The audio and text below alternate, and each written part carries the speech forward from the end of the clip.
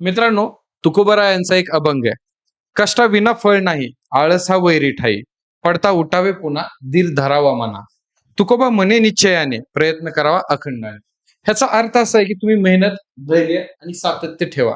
तुम्हाला यश नक्की मिळेल. कारण ह्या तीनच गोष्टी आहे का यशाची गुरुकिल्ली आहेत. नमस्कार, मी अति शिंदे. आजच IBPS क्लर्कचा रिझल्ट लागलेला आहे.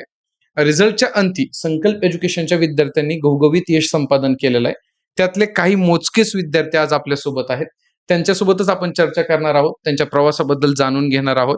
माझ्यासोबत आहेत अथर्व तावरे. ह्यांचं पंजाब सिंध बँकमध्ये सिलेक्शन झालेलं आहे. त्यासोबत जाधव ऋषिकेश आहेत. त्यांचं देखील आहे का सेंट्रल बँक ऑफ इंडियामध्ये सिलेक्शन झालेलं आहे. नमस्कार, मी अमोल पाटील. जसं आतिश सरांनी सांगितलं की मोजकेच विद्यार्थी आपल्या सोबत आहेत. कॅमेरामध्ये सध्या एवढे लोक मावत नाहीत तेवढे आलेले आहेत विद्यार्थी, आणि याच्यापेक्षा कितीतरी मोठा आकडा आपला हा IBPS क्लर्क सिलेक्शनचा आहे. माझ्यासोबत माझ्या समोर बसलेला आहे हरुण तडवी, ज्याचं गुजरात ग्रामीण बँकेमध्ये सिलेक्शन झालेलं आहे ॲज अ ऑफिसर, आणि SBI क्लर्कमध्ये म्हणजे ड्युअल सिलेक्शन आहे त्याचं. आणि सोबत निकिता आहे माझ्यासोबत, निकिता साकोरे, जिचं बँक ऑफ महाराष्ट्रामध्ये क्लरिकलमध्ये सिलेक्शन झालेलं आहे. नमस्कार, मी क्षितिज भालेराव. तर आज आपल्या संकल्प एज्युकेशन साठी जे आहे खूप आनंदाची बातमी आहे की खूप सारे सिलेक्शन जे आहे आपले IBPS क्लर्कमध्ये झालेले आहेत. त्यापैकी काही 4 नावं माझ्याकडे आहेत. एक आहे राजेश धनवे, ज्यांचं युनियन बँकमध्ये सिलेक्शन झालेलं आहे. प्रणाली आवटी, ज्यांचं सेंट्रल बँक ऑफ इंडियामध्ये सिलेक्शन झालेलं आहे. सुषमा चव्हाण आहेत, ज्यांचं पंजाब अँड सिंध बँकमध्ये सिलेक्शन झालं आहे. आणि प्रतीक्षा वाळके, ज्यांचं पंजाब अँड सिंध बँकमध्ये सिलेक्शन झालेलं आहे. तर थोड्या वेळात आपण जे आहे यांच्याशी चर्चा करणारच आहोत. आता जाणून घेऊया एक एक करून की ह्या विद्यार्थ्यांनी जे अथक परिश्रम करून हे यश कसं नेमकं संपादन केलेलं आहे.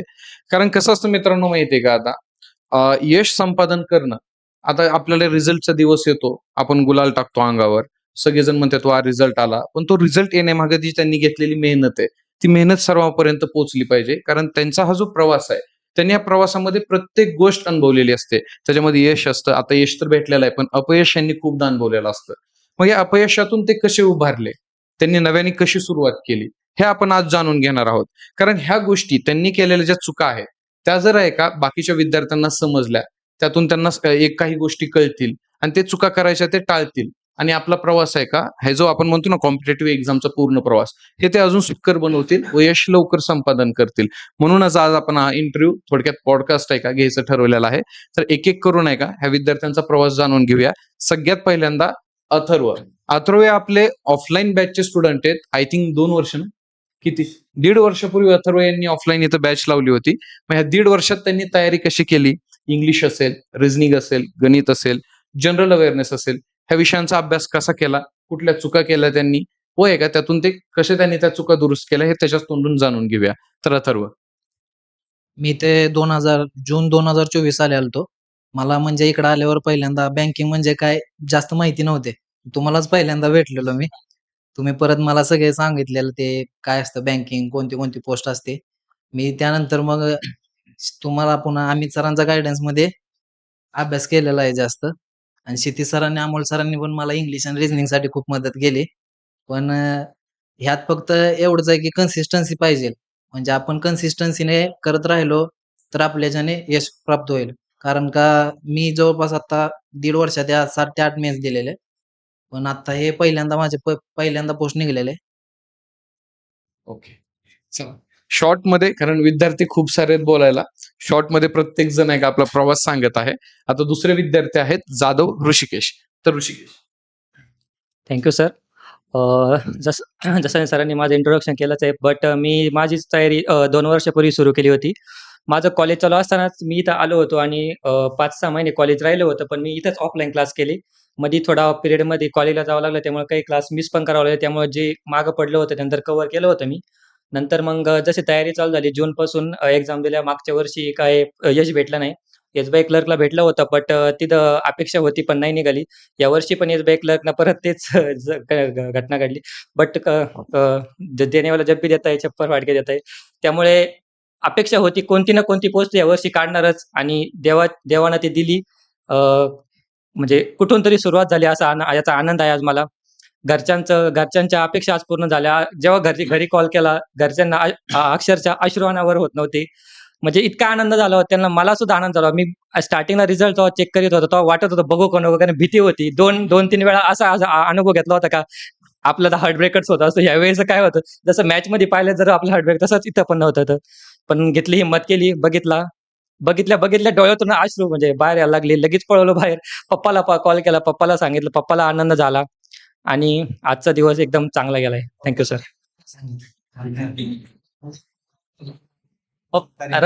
मी पण सुद्धा रडत होतो. पप्पा सुद्धा पप्पा कधी रडले नाही. पप्पा पहिल्यांदा म्हणजे काहीतरी त्यांनी त्यांच्या मुलांनी काहीतरी अचीव्ह केलं म्हणून त्यांना सुद्धा रडू आलं. तर त्यांना सांगितलं का माझी अशाच ठिकाणी पोस्ट निघाली. त्यांनी अभिनंदन केलं. बाकी घरच्यांनी सुद्धा असं एक केलं. वेगळं होळी आहे. हे जास्त गुलाल सांग. हे एक सांगू शकतो, आयुष्यात होळी मी कधी खेळलो नाही. बरं. पहिल्यांदा कलर माझ्या अंगावर. सगळ्यात आयुष्यातली सगळ्यात मोठी होळी आज मला खेळायला भेटली, याचा आनंद आहे.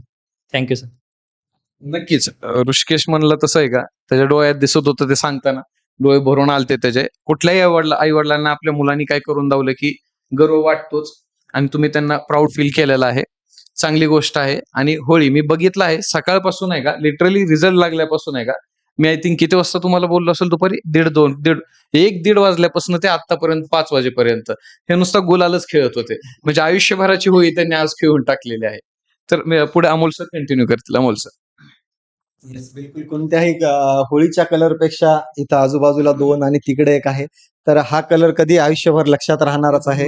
आणि येस, बाकीचे अंघोळ करून आले आमच्या सहित. यानंतर आपण निकिताचा प्रवास जाणून घेऊ. जिचं सिलेक्शन बँक ऑफ महाराष्ट्रामध्ये ऍज अ क्लरिकल झालेलं आहे. तिची बॅच 10 जानेवारी 2024 ची होती. 10 जानेवारी 2024 ची कंप्लीट ऑफलाईन बॅच आपली होती. त्या ऑफलाईन बॅचला तिचं ऍडमिशन होतं. तिच्याकडूनच जाणून घेऊया आपण की तिचं सिलेक्शन आणि हा प्रवास कसा राहिलेला आहे. निकिता. Thank you sir. माझ्या याच्यामध्ये संकल्पचा तर खूप मोठा वाटा आहे. माझी बॅच होती 10 जानेवारी 2024 ची, प्रारंभ 1. तर तेव्हा बॅच वगैरे व्यवस्थित केली. त्याच्यानंतर मग स्टडी सुरू केला. पण पाठीमागच्या वर्षी प्री निघत होत्या, पण मेन्स नाही निघल्या. तर ह्या वर्षी मग मी ठरवलं होतं की जी मागच्या वेळेस चूक झाली, ह्या वेळेस ती सुधारायची. तर मग मी ह्या वेळेस मेन्स पहिल्यापासून केला आणि मग प्री फक्त करत राहिले. तर मग आता यशाला फळ भेटलं असं थोडक्यात म्हणता येईल. तर मी पण माझं म्हणजे जेव्हा रिझल्ट लागला तेव्हा घरी फोन केला. तर त्यांना मी सांगितलं होतं की माझं 1-2 दिवसात रिझल्ट लागल म्हणून. तर मग मी त्यांना कॉल केला. तर मग मी विचारलं कुठे वगैरे, तर ते म्हणे की आहे. मग मी त्यांना सांगत होते की असं-असं झालं, म्हणजे सिलेक्शन वगैरे झालं. तर मला रडायला यायला लागलं. तर मग त्यांना वाटलं की हिचं झालं नसेल म्हणून रडते तर. मग ते मला म्हणायला लागले की नसेल झालं तर म्हणजे नाही का, कर अभ्यास वगैरे. मग नंतरनं सांगितलं की नाही झालंय म्हणून रडते मी. असं म्हणजे असं प्रवास आनंदाचे अश्रू. हो, आनंदाचे असतं. हो. या काळामध्ये तुला म्हणजे मागे आता 2 निकाल लागून गेले का? आरआरबी पीओचा पण लागला आणि एसबीआय क्लर्कचा पण लागला. ते परीक्षा दिल्या होत्या तू? हो, दिल्या होत्या. तिथं सिलेक्शन नाही झालं. ते 2 दिवसाआधीचं डिप्रेशन आणि आजचा दिवस. हो, इतके दिवस वाट पाहत होते मी रिझल्टची आय-बी-पी-एस. पण जसं एस-बी-आयचा रिझल्ट लागला ना, तेव्हापासून इतकं टेन्शनच वाढलं होतं. म्हणजे असं होतंय का नाही, काय होतंय? एस-बी-आयचं नाही झालं तर मग आणखीनच प्रेशर यायला लागलं की काय होईल, काय होईल? पण आज फायनली झालं. आणि फायनली एक शेवटचा रिझल्ट होता. याच्यानंतर आता कंटिन्यू वर्षभराचा प्रवास पुढच्या एक्झामचा होता. म्हणजे हो. इथं नाही तर पुढचं वर्षभर अजून एक हो, पुन्हा स्ट्रगल, पुन्हा अभ्यास या गोष्टी चालू होणारच होत्या. हो. अजून काही तुझ्याविषयी तुला काही सांगायचं असेल तर सांगू शकतो. माझं असं होतं की आता नाही झालं तर मग आता परत नवीन शेड्यूलला ट्राय करायचं होतं. तर मग प्रेशर पण येत होतं की नाही झालं तर काय होणार? परत मुलींचं असं असतं की घरून लग्नाचं वगैरे. हां. तर मग त्या पण गोष्टी डोक्यात होत्या की आता नाही झालं की परत 1 वर्ष थांबणे, परत म्हणजे शेजारचे वगैरे विचारत राहतात की लग्न वगैरे असं. काय करते मुलगी? हो. तर मग ह्या सगळ्या गोष्टी. जनरली असं मी बॅचेसमध्ये पण सांगत असतो की ऑफलाईनच्या किंवा ऑनलाईनच्या की मुलींना वेळ कमी भेटतो कंपॅरेटिव्हली मुलापेक्षा की तयारी करण्यासाठी. 2 वर्ष झाल्यानंतर घरचे विचारतात की आता कसं करायचं, तुला सिलेक्शन होते का, आम्ही बघू तुझ्यासाठी स्थळ. आणि मुलांच्या बाबतीत असं असते की लग्न हा प्रकारच सिलेक्शन झाल्याशिवाय होतच नाही. त्याच्यामुळे इकडे जॉब लागणं खूप महत्वाचं आहे मुलींपेक्षा. यानंतर हरुण तडवी आहे आपल्यासोबत, ज्याचं गुजरात ग्रामीण बँकेमध्ये ऍज अ ऑफिसर आणि SBI मध्ये क्लेरिकल असे 2 सिलेक्शन त्याचे आहेत. हरुण, तुझ्या प्रवासाच्या बाबतीत सगळ्यांना सांगशील तू की हे सिलेक्शन याच्यामध्ये काही अप अँड डाऊन्स, ज्यामध्ये कुठून मोटिवेशन आलेलं आहे, कधी डिप्रेशन होतं, तिथून कसं ओव्हरकम केलं, या सगळ्याच गोष्टी तुला सांगायच्या. Hello sir. मी TRTI 2024च्या बॅचमध्ये आलो होतो. म्हणजे आम्ही SSCसाठी आलो होतो म्हणजे मेन इथे. पण स्टार्ट झालं तेव्हा मग इथे SSC वगैरे नव्हतं. बँकिंगचे क्लासेस वगैरे होते. मग आतिश सरांना विचारलं वगैरे. सर म्हणे की मी तुम्हाला ऑनलाईन देतो, असं तसं. मग सरांना माहिती पडलं हे माझं ॲग्री आहे. मग सर म्हणे तू SSC नको करू म्हणे, बँकिंगमध्येच कर, कारण की ॲग्रीच्या मुलांना बँकिंगमध्ये थोडं हे असतं. मग बँकिंग स्टार्ट केलं. मग स्टार्टिंगला बॅच वगैरे केली. त्याच्यानंतर फेब्रुवारीमध्ये SBIची प्री होती ती निघाली आणि मग मेन्स वगैरे होती तर थोडा ओव्हर कॉन्फिडन्स झालो त्याच्यामध्ये. आणि मग क्लासेस वगैरे स्किप करणं स्टार्ट केलं मेन्ससाठी. आणि त्याच्यामध्ये मग मेन्स गेली माझी. आणि मग त्याच्यानंतर मग थोडं ड्रॉबॅक आला की कसं करायचं, काय करायचं. मग त्याच्यानंतर परत थोडं स्टार्ट केलं की IBPSसाठी IBPS POP मेन्स इंटरव्ह्यूपर्यंत गेलो, म्हणजे IBPSच्या POच्या. पण त्यात पण इंटरव्ह्यूमध्ये फायनल सिलेक्शन झालं नाही. त्याच्यानंतर RRBPO मध्ये झालं फायनल सिलेक्शन. आणि त्याच्यानंतर आता SBI क्लर्कमध्ये पण झालं. RRBPOचं तुझा गुजरातमध्ये इंटरव्ह्यू झाला होता, हो. त्याच्या बाबतीत जर थोडं गाईड केलं विद्यार्थ्यांना तर त्यांना थोडं सोपं जाईल. जसं आकाश जाधव सरांचा आपला आग्रह असतो की महाराष्ट्र सोडून पण विद्यार्थ्यांनी अप्लाय केलं पाहिजे, हा. तसं तुला गुजरातमध्ये इंटरव्ह्यू साठी वगैरे बाकी गोष्टी कशा फेस कराव्या लागल्या ते पण थोडा अनुभव सांगितला बरं. हो सर. म्हणजे माझी आई गुजरातची आहे, म्हणून मला गुजरातमध्ये अप्लाय करायला थोडं मी चांगली गोष्ट आहे. मामा वगैरे तिकडचे आहे, तर मला गुजराती येते, म्हणून मला ते सोपं होतं की गुजरातला अप्लाय करायचं. आणि जागा जास्त होत्या तिकडे, मग मी तिकडे अप्लाय केला. आणि मग इंटरव्ह्यू मध्ये पण माझ्याशी गुजराती वगैरे बोलले होते, तर ते तिथे गुजराती बोललो होतो मी त्यांच्यासोबत. त्याच्यामुळे आणखी थोडं चांगला झाला होता माझा इंटरव्ह्यू. बाकी विद्यार्थ्यांना काय सांगशील, अदर राज्यातून अप्लाय केलं? अदर राज्यातून अप्लाय केलं पाहिजे, कारण की आता महाराष्ट्राचा कट ऑफ आणि अदर राज्याचा कट ऑफ तुम्ही कम्पेअर करशाल तर अदर राज्याचे कमी आहे कट ऑफ, आणि त्याच्यामुळे खूप जास्त सिलेक्शन आपले झाले. त्यांनी अदर राज्यातून अप्लाय केलं तसं. बरं, काय करणार नाही गुजरात RRBPO जॉईन करताय की POs का? हो सर. ठीक आहे, चांगली गोष्ट आहे. एक हरुणच्या प्रवासातून गोष्ट लक्षात घ्यायची विद्यार्थ्यांना, जेही मागच्या 2-3 वर्षापासून सिलेक्शन करतायत, महाराष्ट्र ग्रामीणसाठी अप्लाय करतात RRBच्या केसमध्ये, तर बिलकुल बाकीच्या राज्यातून अप्लाय केलं तर आपल्याला तिकडे स्कोप आहे. इंटरव्ह्यूची भीती आपल्या मनातून गेली पाहिजे, कारण संकल्पची पूर्ण टीम आपल्याला सगळेच इंटरव्ह्यू कर्नाटकमध्ये असतील, गुजरातमध्ये असतील, UP किंवा MP सारख्या राज्यात जरी कोणी अप्लाय केलं तर सगळ्याच भाषांचे इंटरव्ह्यू तर आपण घेतोय. त्यामुळे आपल्या मनातली भीती काढून आपण वेगळ्या राज्यात पण अप्लाय केलं पाहिजे. जसं की SBI साठी पण भरपूर विद्यार्थ्यांनी गुजरात हा ऑप्शन दिलेला होता, बाकी राज्यातून पण अप्लाय केला होता. यापुढे आपण बाकीच्या राहिलेल्या विद्यार्थ्यांचा प्रवास क्षितिज सरांकडून जाणून घेऊ. त्याआधी आपल्याकडे इंटरव्ह्यूचे महाराष्ट्रातील नाही, देशातील एक्सपर्ट फॅकल्टीज Yes, आहेत बिलकुल. त्यांच्याबद्दल, निखिल लाईक sir निखिल आहेत. सर आहेत, Yes, आकाश बिलकुल. जाधव सर स्वतः, विशाखा मॅडम असतील, Yes. पुन्हा संकल्पचे प्रत्येक फॅकल्टी, अमोल सर असतील, क्षितिज सर असेल, मी असेल, प्रशांत ढोले सर असतील, प्रत्येक फॅकल्टी तुम्हाला हित आहे का, इंटरव्ह्यू कुठलाही असू द्या, कुठल्याही राज्यात असू द्या, 1 to 1 गाईड करायला इथं बसलेला आहे. त्यामुळे निश्चिंत राहा. सर म्हटले तसं अप्लाय करायला भ्यायचं नाहीये सर. तर आता माझ्यासोबत राजेश आहे, प्रणाली आहे, सुषमा आहे आणि प्रतीक्षा आहे. पण मला खास करून सुरुवात ही सुषमापासून करायची आहे, कारण इथे येऊन मला वाटतं 4 वर्ष झाले मला, आणि तेव्हापासून मी सुषमाला ओळखतो. सुषमा मला वाटतं मागच्या 7 वर्षापासून प्रिपेअर करते आहे. खूप जास्त तिने मेहनत घेतली आहे ही परीक्षा पास होण्यासाठी. सुषमा, आपण घाई न करता एकदम निवांत बोलूयात. मला सांग, तू मागच्या 7 वर्षात काय केलंस, काय इतका वेळ लागला, आणि आज कसं वाटतं आहे? सर्वात पहिलं तर आता खूप आनंद होतोय. म्हणजे 7 वर्ष का लागली? ॲग्रिकल्चर बॅकग्राऊंड होतं. मग ॲग्रीचं स्टार्टिंगला आल्या सुरुवातच ॲग्रीपासून झाली. मग ॲग्रीच करायचं. इथं आलं की फर्स्ट तेवढंच की ॲग्रीच करायचं. एक्झाम असती. सगळे म्हणतात ॲग्री लई सोपी आहे. सगळे सांगतात ॲग्री सोपी आहे. एकच एक्झाम असती. इंटरव्ह्यू मेन्स यायची आणि इंटरव्ह्यू द्यायचा. मग सगळे म्हणजे इथं कुणी जरी आले ना ॲग्रीचे स्टुडंट, तर बाकीचे सगळे तेच म्हणतात की हाच काही नाही ॲग्रीचे आहेत, होऊन जाते तुमचं असं तसं. पण मग 2-3 म्हणजे 2-3 इंटरव्ह्यू दिले ॲग्रीचे, पण सिलेक्शन नाही झालं. मग नंतर मग मी जनरल बँकिंगकडे शिफ्ट झाले. हां, तर मग त्याच्यामुळं मग थोडा टाईम खूप जास्त लागला मला. म्हणजे जनरल बँकिंग स्टार्टिंगपासून नाही केलं. डायरेक्ट ॲग्रीकल्चर स्टार्टिंगला. मग नंतर मग जनरल बँकेकडे शिफ्ट झाले. तर मग माझा इंग्लिशचा खूप प्रॉब्लेम व्हायचा. मी तुमच्याकडे यायची दररोज टेस्ट घेऊन.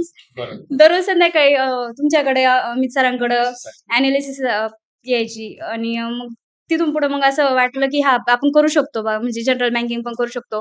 प्रत्येक वर्षी मेन्सला राहायची. पण थोडं मार्क्सवरून म्हणजे राहायचं ना, तर मग आता झालंय. तर आता आनंद वाटतोय. आणि म्हणशील तू की इंग्लिश तुझं वीक होतं बरोबर आधीपासून. हां. काय करायला पाहिजे? कारण मॅक्सिमम लोकांचं तर इंग्लिशच वीक असतं. काय वाटतं तुला? आणि काय केलं पाहिजे? मला असं वाटतं पहिलं तर टीचर्सचं गाईडन्स म्हणजे जे पण इंग्लिशचे फॅकल्टी असेल, मग तुम्ही होते, तर त्यांचं गाईडन्स घ्यायला पाहिजे आणि दुसरी गोष्ट म्हणजे टेस्ट देऊन ॲनालिसिस इम्पॉर्टंट आहे. तुम्ही पण खूप टाईम दिला म्हणजे त्यावेळेस की काउन्सिलिंग हे ते, पण काउन्सिलिंग पण इम्पॉर्टंट आहे. कन्सिस्टन्सी म्हणजे ती पण इम्पॉर्टंट आहे. कारण आपण काय करतोय दिवसभरात, काय शेड्यूल वगैरे सगळं करून आपण हे करायला पाहिजे, ॲनालिसिस करायला पाहिजे. Thank you sir. नेक्स्ट आहे राजेश. राजेश, आम्हाला तुमच्याबद्दल 2 शब्द सांगा, की तुम्ही कुठले आहात? स्कूलिंग कुठून झालं आहे? कुठलं सब्जेक्ट वीक होतं, स्ट्राँग होतं? कशी स्ट्रॅटेजी होती आणि आज कसं वाटतंय?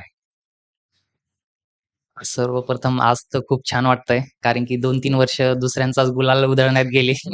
आज पहिल्यांदा माझ्या अंगावर गुलाल पडलाय तर त्याचा आनंद थोडा वेगळाच आहे. डान्स तर प्रत्येकाच्या सोबत केला. आणि डान्स तर आज खूपच मजा केली. पूर्ण सर फॅकल्टी होती. तर मी माझं सीएस बॅकग्राऊंड होतं कॉम्प्युटर सायन्स आणि मी सुरुवातीला 1 वर्ष जॉब केला होता. बँकिंगबद्दल एवढं काही आयडिया नव्हती. बट असंच एक 2-3 जण भेटले, तर बँकिंग करायचा विचार केला होता.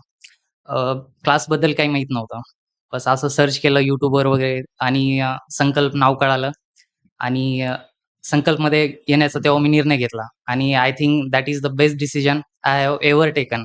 आणि इथं आल्यानंतर खूप चांगल्या फॅकल्टी भेटल्या आणि एक म्हणतात ना, की टीचरसारखं नाही, एक फ्रेंडली वातावरण भेटलं. प्रत्येक टीचरनी खूप डाऊटसाठी किंवा प्रत्येक गोष्टीसाठी खूपच जास्त सपोर्ट केला. म्हणजे through out the preparation me connect राहिलो क्लासशी आणि आज सिलेक्शन झाल्यानंतर पण आज क्लास सोबतच आहे. आणि माझं सांगायचं तर मी एक ॲव्हरेज स्टुडंट होतो. माझं इंग्लिश एक थोडा स्ट्राँग पॉइंट होता. एक चांगलं होतं आणि त्याला क्षितिज सरांनी अजून थोडं निखारलंय. तो तर एक स्ट्राँग पॉइंट होता आणि क्वांट रिझनिंग तर माझं ॲव्हरेज होतं. पण एक इंग्लिश चांगलं असल्यामुळं मी स्कोर करायचो आणि आता या एक्झाममध्ये बी मी 36 अटेम्प्ट केलते. तर 29 मला मार्क्स आले. तर इंग्लिशमध्ये? हां, इंग्लिश. वाह! तर तो एक स्ट्राँग पॉइंट राहिला माझ्यासाठी आणि बस मग क्लासनी तर भरपूर काही जर्नीमध्ये. तर काही नाही, पण मी असं नव्हतं की पूर्ण स्टेडी होतो. मी असं जसा मोसम असेल तेव्हा बदलायचो. कधी अभ्यास सुटायचा पण म्हणजे जो ॲव्हरेज मुलगा जो पण मिस्टेक करतो, ज्या आपण चुका करतो जर्नीमध्ये, मी सगळ्या त्या केलेल्या आहेत. असं नाही की मी खूपच पेटून उठलेलो होतो. म्हणजे मी केलाय अभ्यास पण मी प्रत्येक गोष्टी पण केल्यात, जो ॲव्हरेज मुलगा करू शकतो, ज्या आपण चुका करू शकतो. जिथं पण काय म्हणतात ना, माती खाता येते. सगळ्या जागी मी माती खाल्ली. पण मी पुन्हा म्हणजे सोडलं नाही, की मला माहीत होतं, की मला काय करायचंय. मी जेव्हा पण रिझल्ट नाही आले, मी ॲनालिसिस केलंय, कुठं चुकलंय, कुठं म्हणजे कमी पडलोय आणि मी पुन्हा सुरुवात केलेली आहे आणि अल्टिमेटली झालंय तर खूप चांगलं वाटतंय. थँक आता सुषमानंतर प्रतीक्षा वाळके जे आहेत, त्यांना सुद्धा मला वाटतं मागच्या 2 वर्षापासून ओळखतो. बरोबर, प्रतीक्षा सुद्धा खूप सिन्सिअर मुलगी आहे. तिच्याबद्दल आपण जाणून घेऊया. प्रतीक्षा. Thank sir. माझं बॅकग्राऊंड कॉम्प्युटर सायन्स. मी इथं 3 ऑक्टोबर 2023च्या बॅचला आली. त्यावेळेस मी अगोदर 6 महिने गावाकडे स्टडी केला होता. ऑनलाईन लेक्चर ते असंच YouTubeचे सर्च करू केले होते. मग त्याच्यामुळं मला बेसिकचं थोडं यायचं. पण मेन्सचं काहीच यायचं नाही त्यावेळेस. आणि इंग्लिशला 3-4 मार्क पडायचे. बाकी प्रीचा ॲव्हरेज झाला होता माझा स्टडी. मग इथं आल्यास प्री तर निघायच्या सगळ्या. 2023, 24 आणि 25च्या सगळ्या प्री दिल्या. 21 प्लस मेन्स तर दिल्या असतील आणि 3 इंटरव्ह्यू पण दिल्यात. पण एकही रिझल्ट मेन्सचा यायचा नाही. कोणता 0.25 जायचा, कोणता असं ह्यानं जायचा. आणि आता हा रिझल्ट बघताना पण असं वाटलं, की नाही निघणार. पुढची तयारी करणंच आहे असं वाटायचं. मग तसं तरी हिम्मत करून रिझल्ट बघितला आणि दिसला. पूर्ण असं पाय पूर्ण ही कापत होते सर, की रिझल्ट आला फायनली. कसं म्हणजे असं सर मला वाटतं की मी करू शकते तर कोणीही करू शकतं. कारण माझा असं स्ट्राँग पॉइंट असा कोणताच नव्हता, की मी त्याच्यामध्ये जास्त स्कोर करू शकते. सगळे ॲव्हरेज होते आणि सगळ्यांना ॲव्हरेजच मार्क पडलेत आता पण आणि असं निघालं सर. आणि इंग्लिशसाठी दररोज मॉक देऊन तुमच्याकडे एनालिसिस करायचं इंग्लिशसाठी आणि रिझनिंगसाठी अमोल सरांनी पण हेल्प केली. दररोज टाईम टेबल बनवून द्यायचे. अमित सर आणि शरद सरांनी क्वांटला, एनालिसिसला तेन आणि जीकेचे तर आतिश सर. असं केलं. आणि सर मग बोला क्लास टाइम घ्या, काय प्रॉब्लेम कॅमेरा तिथं आहे, चेहरा एकदा दिसू द्या नीट. म्हणजे मी जी चुका केल्यात, की मी असं आता क्वांटचा स्टडी करायची, लेक्चर करायची, पण एखादी टॉपिक घेऊन त्याची जास्त प्रॅक्टिस करणं हे जास्त इम्पॉर्टंट आहे. जे की मी व्हिडिओ बघून काढायची, लगेच थोडे प्रॅक्टिस करायची 50-100 क्वेश्चन आणि लगेच दुसरा टॉपिक घ्यायची, त्याची व्हिडिओ बघायची. मग तोपर्यंत त्याच्या कन्सेप्ट पूर्ण हे होऊन जायच्या. मग ती चूक करायला नको, की बाबा एक टॉपिक घेतले त्याचे 300 ते 400 क्वेश्चन प्रॅक्टिस परफेक्ट कराच, कन्सेप्ट क्लिअर करा, नंतर दुसरीकडे शिफ्ट व्हा. असं.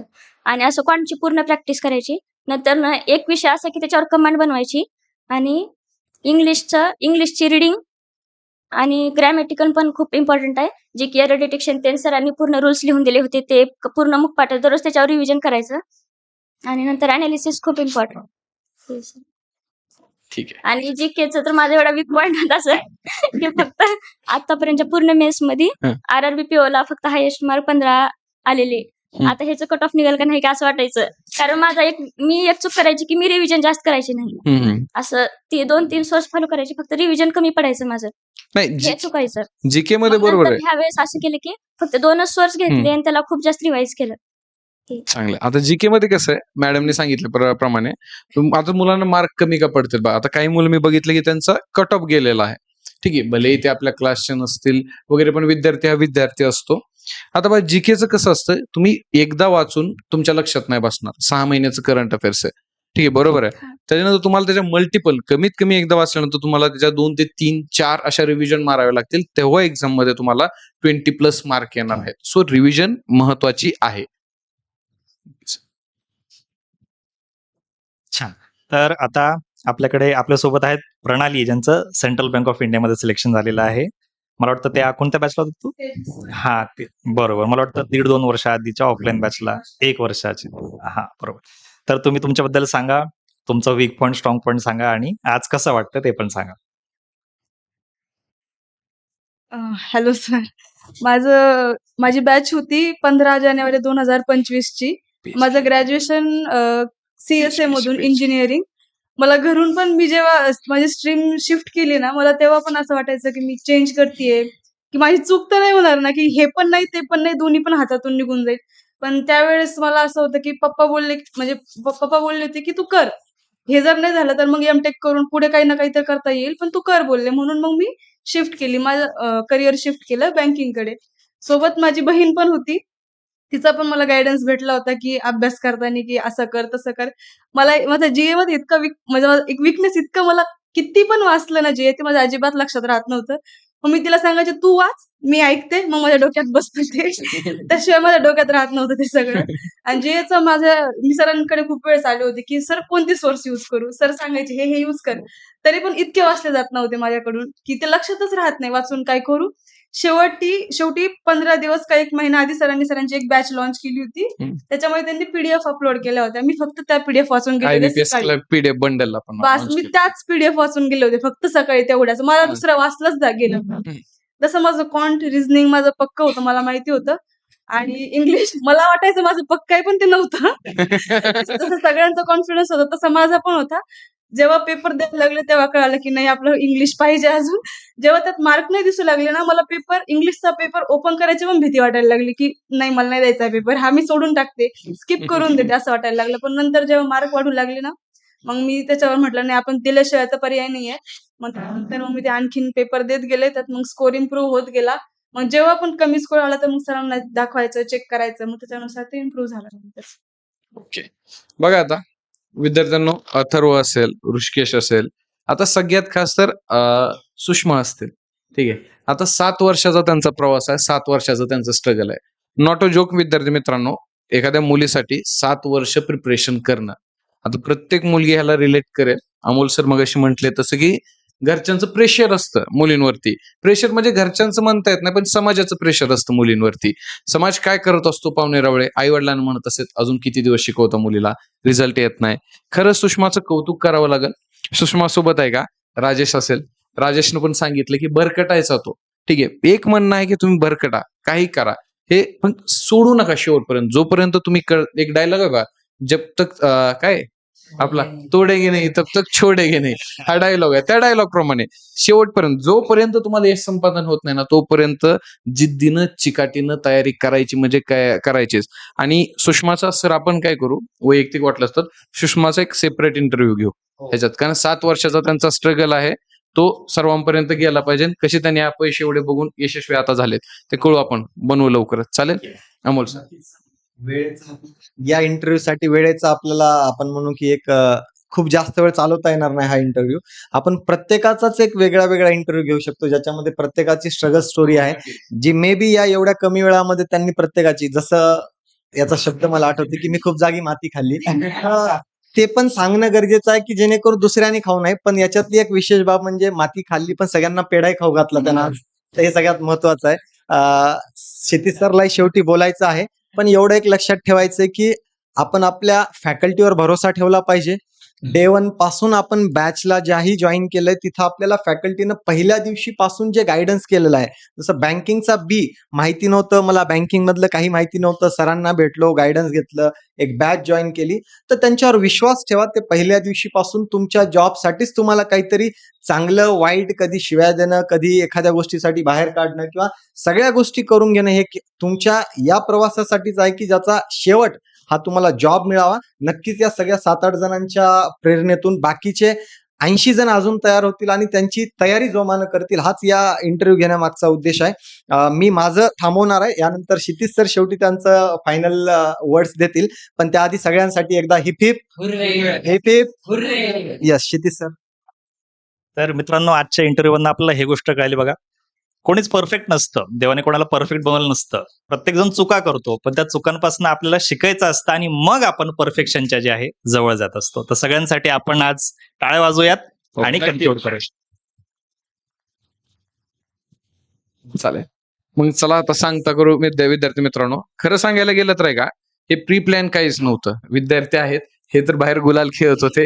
अमोल सर ऑफिसमध्ये इथं बसलेले, क्षितिज सर शेजारी बसलेले. मी आलो, सर म्हटलं विद्यार्थ्यांचं मनोगत घ्यायचं आहे, रॅन्डम झालं. त्याच्यामुळे आहे का खूप चांगलं सेशन मध्ये पॉडकास्ट झाली चांगली, ह्याच्यातून प्रेरणा घेता आली तर घ्या. कारण आहेत तसे विद्यार्थी, सुषमा सारखे असतील, त्याच्यानंतर राजेश सारखे असतील, ते अथर्व असेल, विद्यार्थ्याकडून प्रेरणा घ्या. ह्यातून काही शिकायला भेटलं, आत्मसात करा, अजून तुमच्या मित्रांना सांगा बाकीच्या. बस एवढं बोलून आपण आता इथं सगळ्यांच्या तयारीसाठी खूप खूप हा, शुभेच्छा. आणि खूप खूप शुभेच्छा तुम्हाला तुमच्या फ्युचरसाठी, भविष्यासाठी. चला इथंच थांबू आपण.